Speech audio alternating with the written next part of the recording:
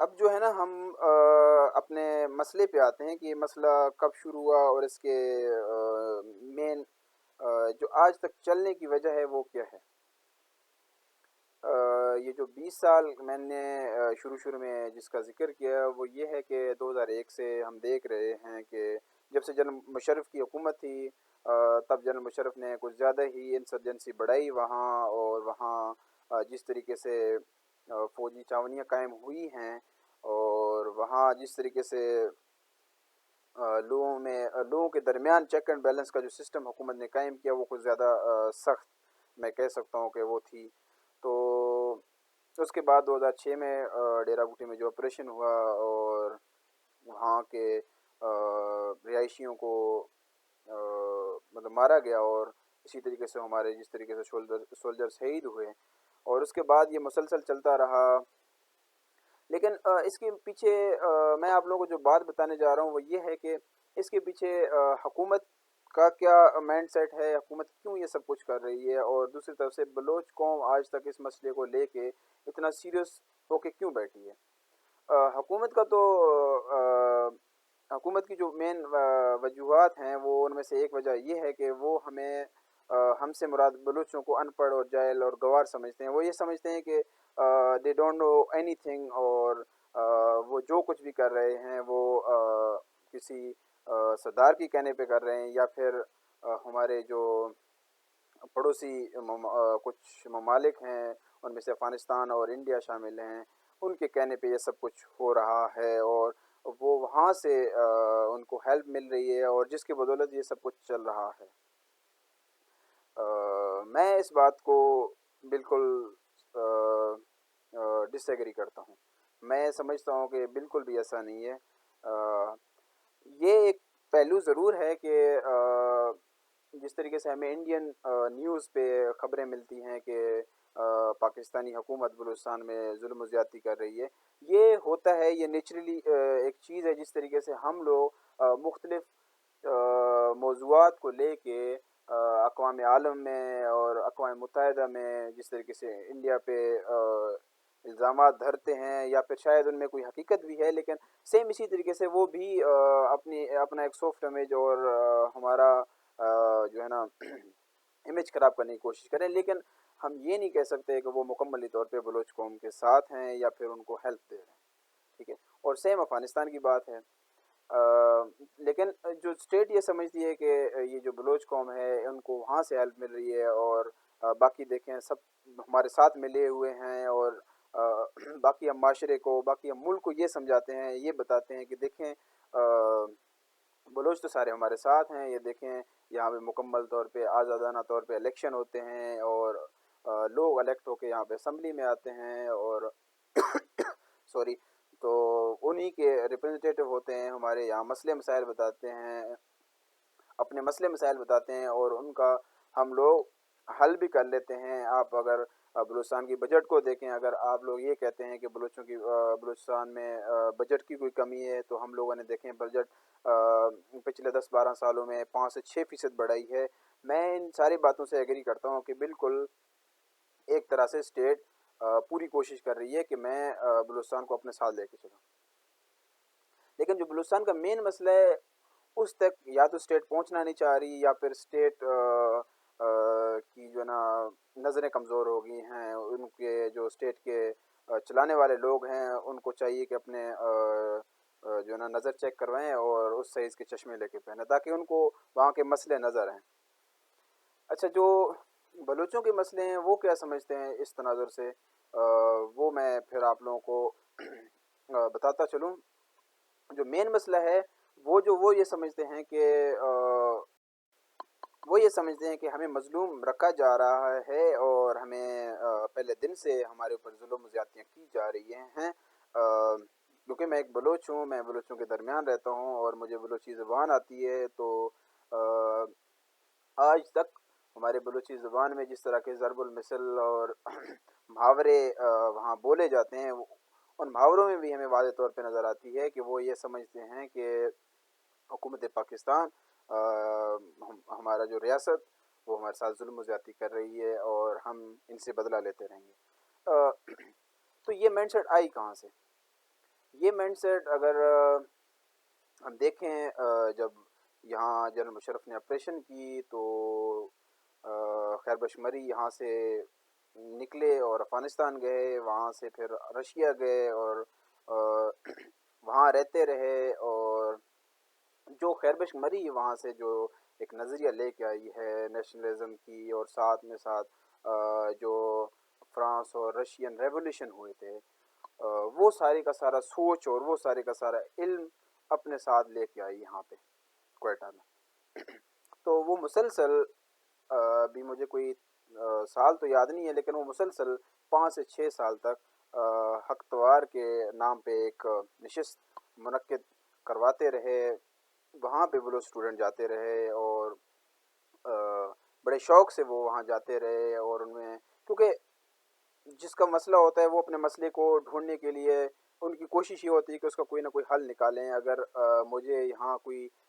میرے چیسٹ میں کوئی مجھے انفیکشن ہو یا مجھے کوئی تکلیف ہو، تو میری کوشش یہ ہوتی ہے جب تک وہ مسئلہ حل نہ ہو تب تک میں مختلف ڈاکٹرز کے پاس بھی جاؤں، مختلف جگہوں پہ بھی جاؤں، مختلف حکیموں کے پاس بھی جاؤں، ان سے مشورے لوں جب تک میرا مسئلہ حل نہیں ہوتا۔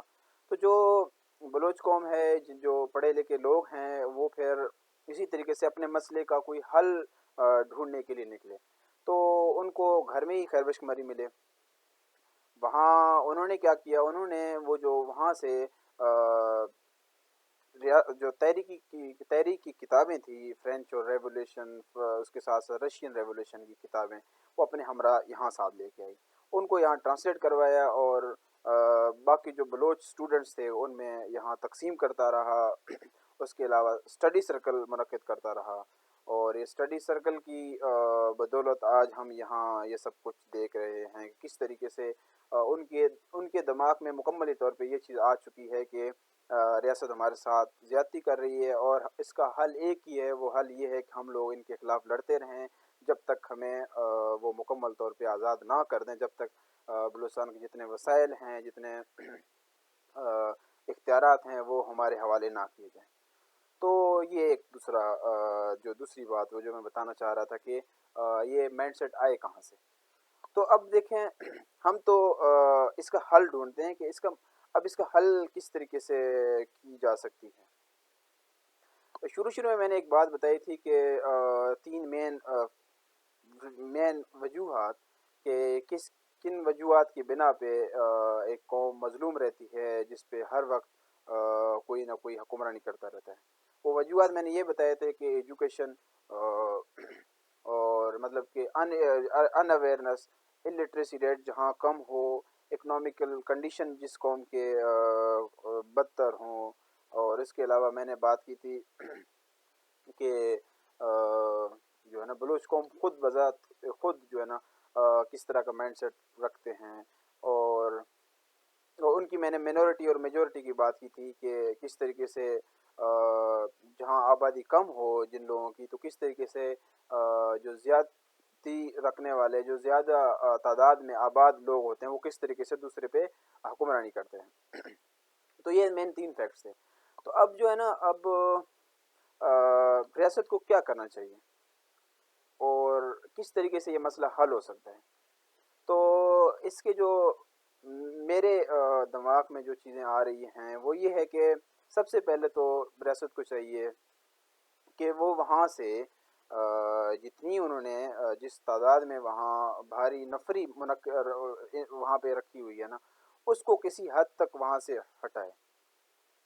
اور اگر نہیں بھی ہٹاتی بالفرض ان کو یہ محسوس کرتے ہیں کہ وہاں جو ہے نا مسئلہ گمبھیر ہے، اور وہاں کچھ بھی ہو سکتا ہے، کہیں کوئی انٹرنیشنل ٹیررسٹ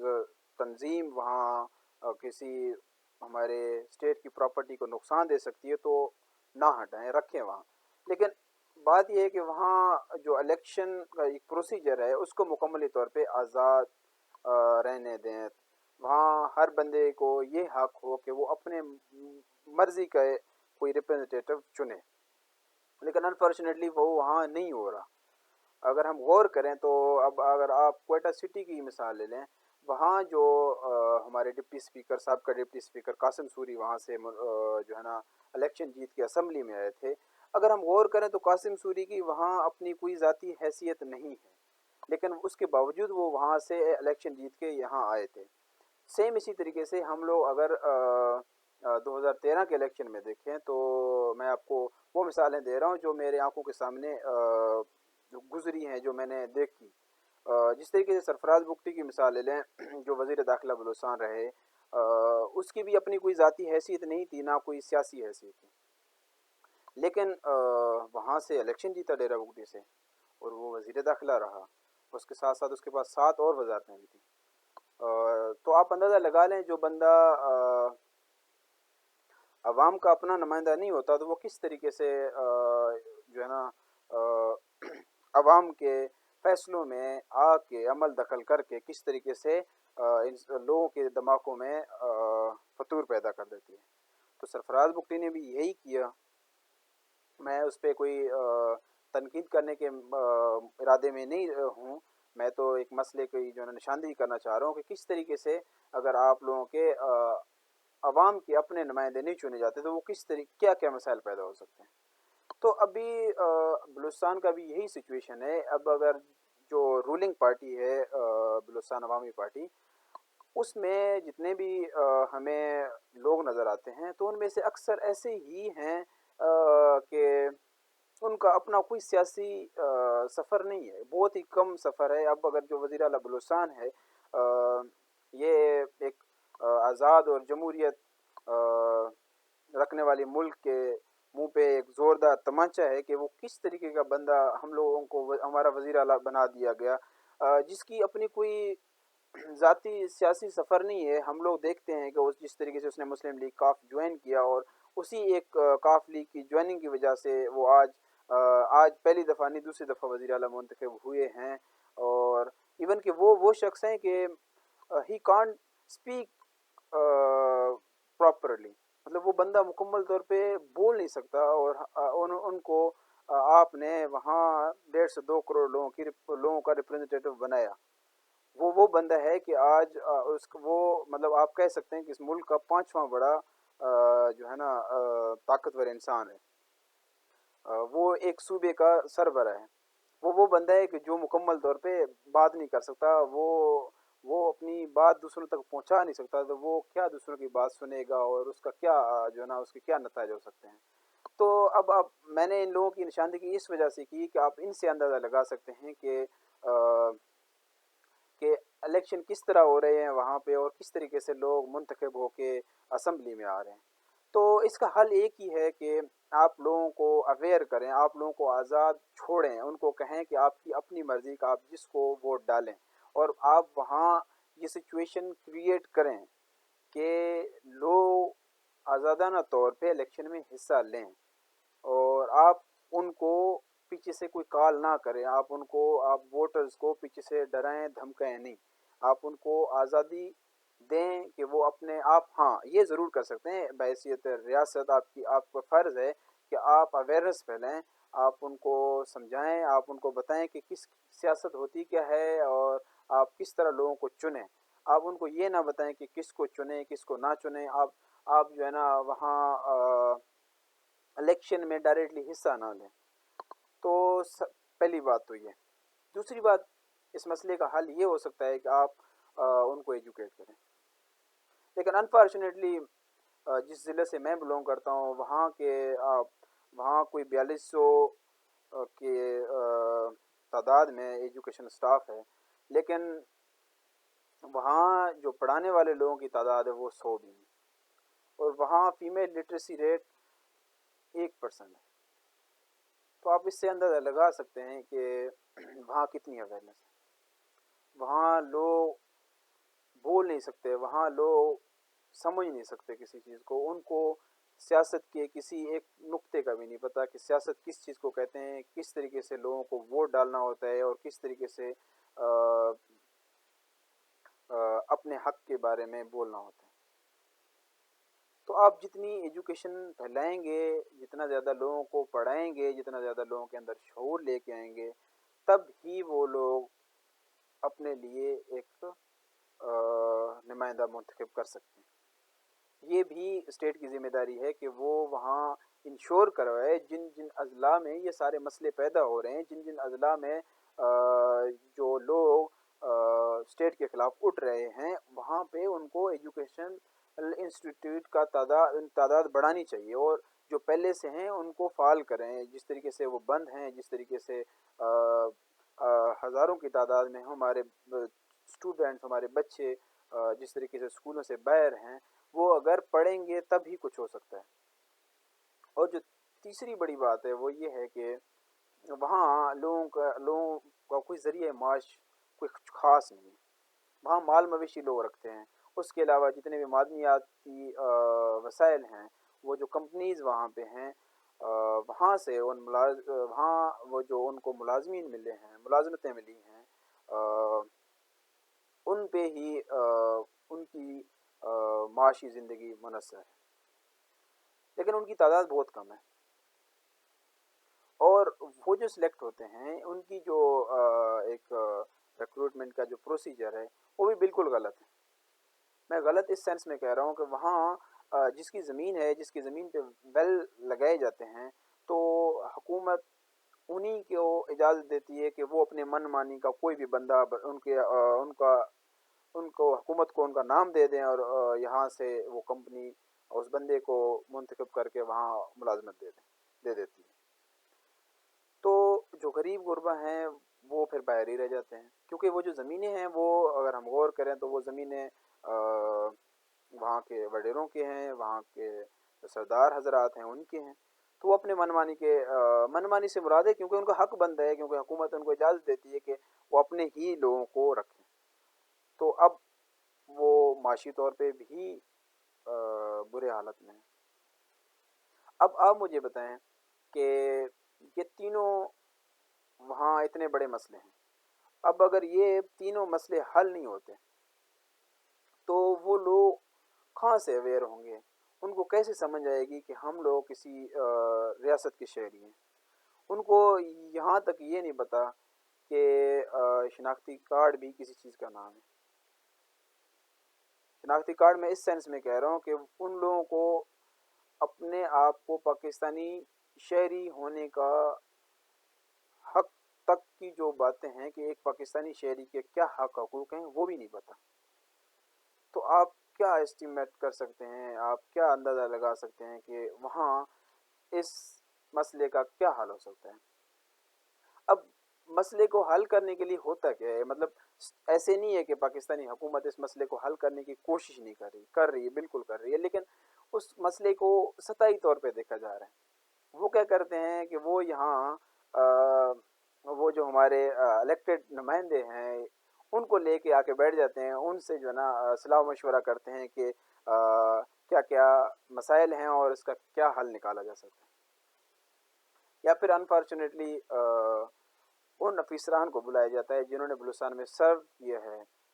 ان کو بلا کے پوچھا جاتا ہے کہ آپ اس مسئلے کا حل بتائیں۔ اب یہ وہ دو طبقہ ہیں جنہوں نے وہاں ان کے درمیان رہے نہیں ہیں، یہ تو وہ ہیں جنہوں نے وہاں جا کے رول کیا ہے۔ جو عوامی نمائندے یہاں آ کے یہاں ان کو بتا رہے ہیں کہ اس مسئلے کا حل کیا ہے، ان کو خود کبھی انہوں نے یہ مسئلہ فیس نہیں کیا۔ وہ تو چنے ہوئے لوگ ہیں نا، اور دوسری طرف سے وہ جو سرو افیسران ہیں جو وہاں سے ہو آئے ہیں، وہ بھی تو وہاں کے لوگوں کا زبان نہیں سمجھ سکتے۔ وہ بھی تو رہے وہاں کینٹ میں رہے، انہوں نے بھی جس طریقے سے وقت گزارا، وہ بھی تو رولنگ کلاس ہے۔ تو وہ دونوں طرف سے وہ رولنگ کلاس مل کے یہاں بیٹھ کے ان لوگوں سے مسئلے کو ڈسکس کر رہے ہیں اور اس کا حل ڈھونڈ رہے ہیں۔ اب آپ اس طرح یہ کہ اس مسئلے کو میں آپ کو اگر ایلوبریٹ کر کے سمجھا دوں تو آپ اس طرح سمجھ سکتے ہیں کہ مسئلہ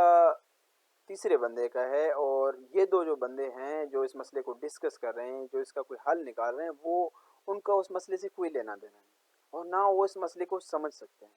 کہ مسئلہ ہے کیا، کیونکہ مسئلہ وہ سمجھنا چاہتے بھی نہیں ہیں، کیونکہ وہی مسئلہ ان کا اپنا ہے۔ اگر وہ اس مسئلے کا کوئی حل نکلتا ہے، وہاں اگر ایجوکیشن بحال ہو جاتی ہے، وہاں لوگ پڑھ لکھ جاتے ہیں، تو ان کو کوئی وہ نہیں ڈالے گا۔ اگر لوگ اویئر ہو جاتے ہیں تو لوگ اپنے حق حقوق کے لیے اٹھ کھڑے ہوں گے. حق حقوق کے لیے اٹھ کھڑے ہونے سے مراد یہ نہیں ہے کہ وہ بندوق اٹھا کے آ جائیں گے. وہ آ کے یہاں پریس کلب کے سامنے بیٹھیں گے, وہ اقوام عالم کو بتائیں گے کہ ہمارا مسئلہ کیا ہے. وہ کبھی بھی دوسری طرف نہیں جائیں گے. اب وہ کیا کرتے ہیں, وہ لوگوں کو انڈائریکٹلی پمپ کرتے ہیں کہ بھائی آپ لوگ کے دیکھو ہم مسئلے حل کر رہے ہیں. وہ ان کو پتہ ہے ان کے مسئلے حل نہیں ہو رہے ہیں. اب جب یہ دونوں چیزیں آ جاتی ہیں سامنے سے تو وہ لوگ کیا کرتے ہیں, وہ لوگوں کے پاس ایک ہی سہارا ہے, وہ بندوق اٹھاتے ہیں. اب آج کی میری جو گفتگو ہے وہ میں یہیں پہ اختتام پذیر کرتا ہوں, اور امید کرتا ہوں آپ کو کسی حد تک میں سمجھانے میں کامیاب رہا ہوں, اور باقی آپ لوگوں کے جو کمنٹس ہوں گے ان سے مجھے سمجھ آ جائے گی کہ کس حد تک آپ لوگ اس مسئلے سے آشنا ہوئے. اور باقی میں آپ لوگوں کو مزید اس مسئلے پہ تفصیلی گفتگو کروں گا, اور یہ جاری رہے گی انشاءاللہ. بہت شکریہ. اللہ حافظ.